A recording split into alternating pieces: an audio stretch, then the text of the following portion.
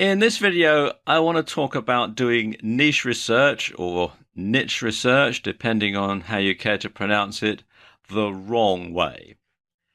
And sadly, this is the way that most newbies approach niche research. And sadly, it's also the way that some so-called gurus tell you how to do it. Okay, the first thing that you're recommended to do is to pick an evergreen niche. Now, what do I mean by evergreen?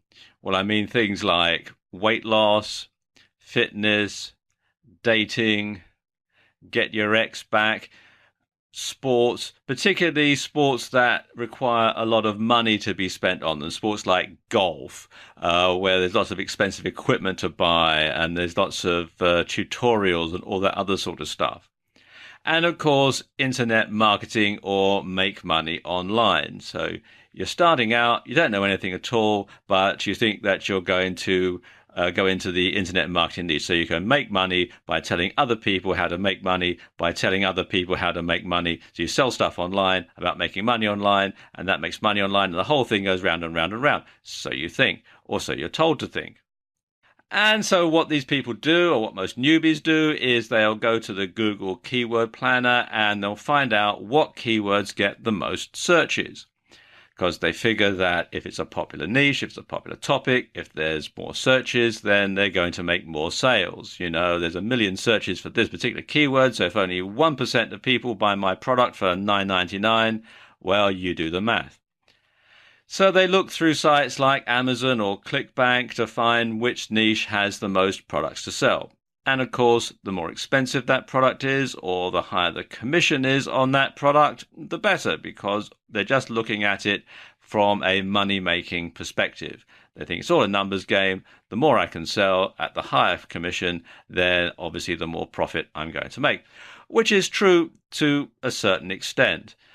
But you have to do it properly, and this way is not the proper way to do it.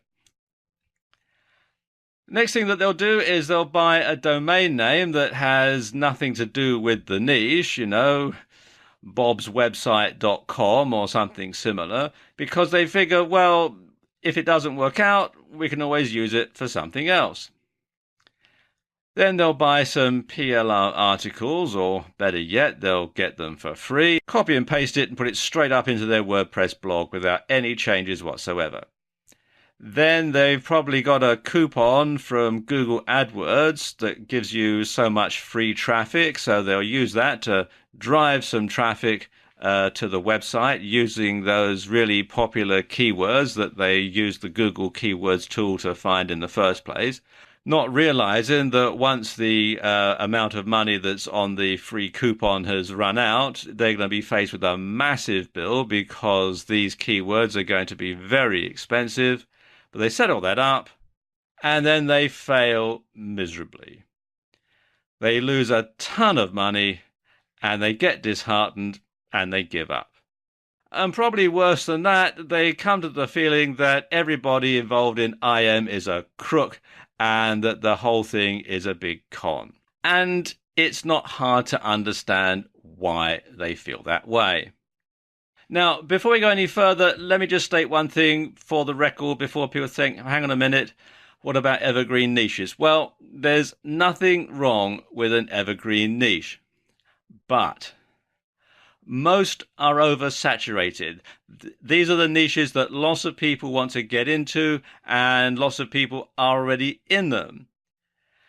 And the leading players in these niches are very well established. You've got people who've been in IM for many, many years. They've got massive lists. They've got all sorts of websites out there. They're up on the top of Google for practically every keyword because they've been there for so long, they know how to play the system. And the keywords in these niches are fiercely competitive.